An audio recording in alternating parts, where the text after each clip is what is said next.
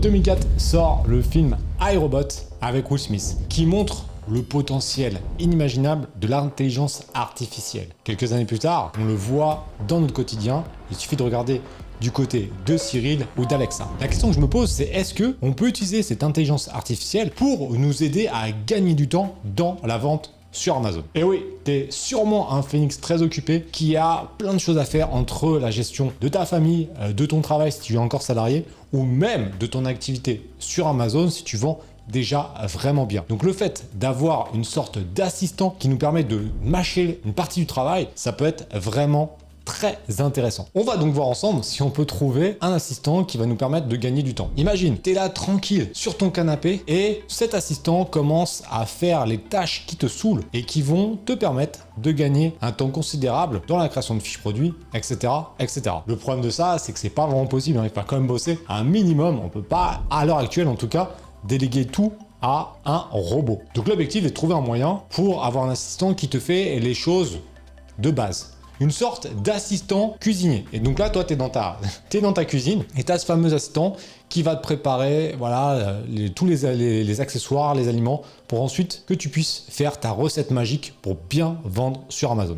Comment trouver ce commis de cuisine facilement? Évidemment, tu peux aller du côté d'Helium 10 qui est l'assistant numéro 1 qui va te permettre de trouver des idées produits, d'améliorer tes fiches, de faire tes pubs, etc. D'ailleurs, tu as une formation complètement offerte sous cette vidéo. Mais imaginons un outil encore plus puissant, capable de rédiger tes fiches produits à ta place. Ce sera un outil capable non seulement de préparer ton plan de travail, mais de faire la cuisine pendant que tu fais autre chose. Depuis plusieurs semaines sur les réseaux, on entend parler d'un outil qui a été créé par l'un des génies que compte cette planète, Elon Musk. Le gars a créé plusieurs entreprises que tu connais certainement, SpaceX, Starlink, Tesla, celle qui nous intéresse dans cette vidéo, OpenAI, je sais pas comment ça se prononce, on va l'appeler OpenAI. Je me suis alors demandé si on pouvait rédiger une fiche produit complète avec cet outil. Donc le mieux, c'est de prendre un exemple concret et de voir ce que cela donne. Si tu connais un petit peu mon parcours, que tu as acheté mon livre, tu sais que j'ai débuté la vente sur Amazon en 2009. J'ai dû créer à peu près 50 000 fiches produits et j'étais beaucoup dans la téléphonie. Donc là, on va reprendre cet exemple avec une coque pour iPhone 14 Pro et on va voir un peu ce que cela peut donner.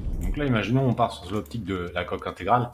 On va juste lui demander voilà, de nous faire un titre, voilà, une description de 250 caractères pour le titre avec une protection coque iPhone 14 Pro Max avec les meilleurs mots-clés sur Amazon. On va tester ça. Donc là, on va écrire rédige moi un article de 250 caractères maximum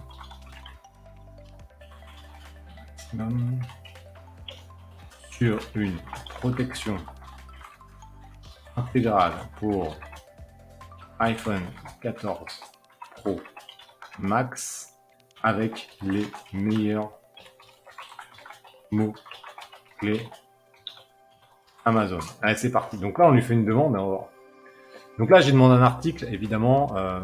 On pourrait, voilà, là, c'est pour le titre. Mais tu vois, c'est pas mal. Hein. Donc là, il faut enlever quelques trucs, mais on a un élément qui peut être intéressant, tu vois, pour ça. Là, c'est pour le titre, mais on pourrait voir pour mots-clés protection. En fait, il nous a même donné des mots-clés. Donc ça, c'est plutôt pas mal.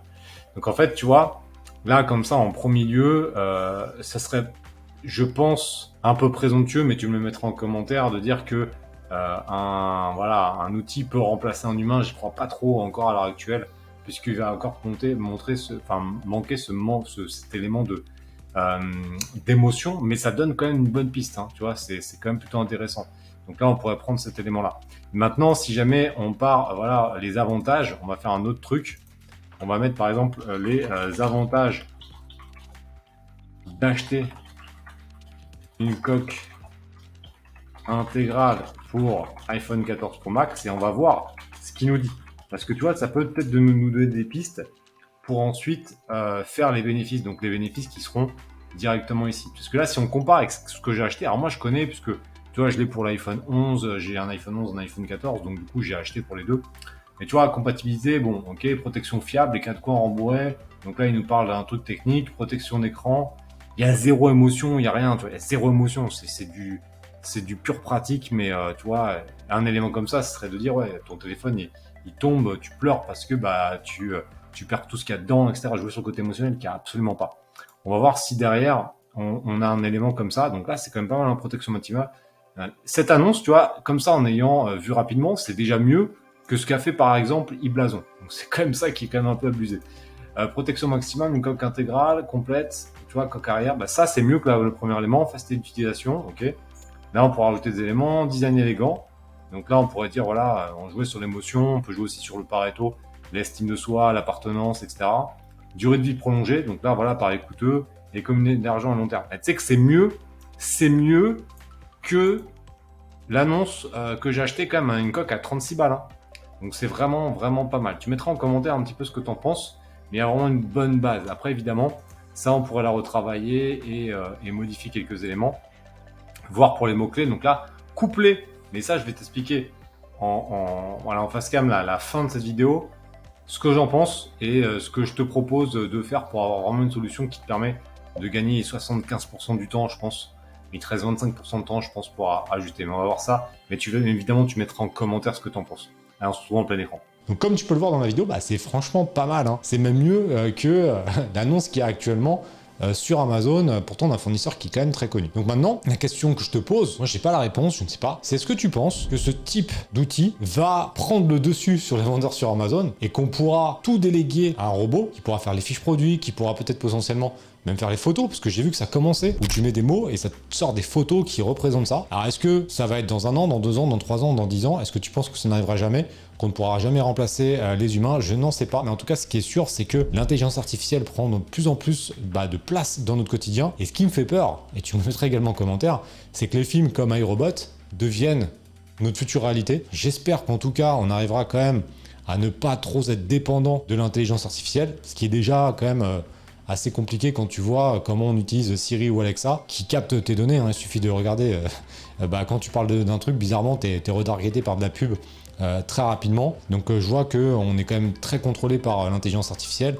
Donc ça peut être intéressant si on arrive à la contrôler, mais attention que ça soit pas l'inverse. Donc tu mettras en commentaire ce que tu en penses. Tu mettras en commentaire également si tu utilisais le chat GPT, parce que c'est vrai que c'est assez puissant. En conclusion de ça, pour l'instant, ça peut être une aide, ça peut t'aider un petit peu, mais ça remplacera quand même pas, pour l'instant en tout cas, tes connaissances, tes compétences en marketing. Mais tu peux t'en servir. Tu mets ça en commentaire et on se retrouve très bientôt sur la chaîne. Bye. Et Phoenix, est-ce qu'on testerait pas voir un petit peu ce qu'il en pense? Que penses-tu d'Olivier Alain? Qu'est-ce qu'il va me dire là-dessus? Je suis désolé, je suis pas en mesure de donner mon opinion sur... Non, comme je suis en modèle de langage entraîné par là, il n'y a pas de sentiment ou d'opinion personnelle. Ok, mais il est quand même cool. Non? Je l'oriente pour voir. Ah, enfoiré, il veut pas répondre. Bon, bah tant pis, on aura tenté, mais bon, il donne pas son avis. Ah là là là là là là. Bon, ok, il veut pas donner mon avis, mais est-ce que il sait ce que c'est que la Team Phoenix? Qu'est-ce que la Team Phoenix? Tu vas savoir ou pas? La Team Phoenix est une équipe de développement informatique qui a été créée par un investisseur. Bah il sait pas, putain, il sait pas. Bon, les gars, on se retrouve plus tard. Ciao.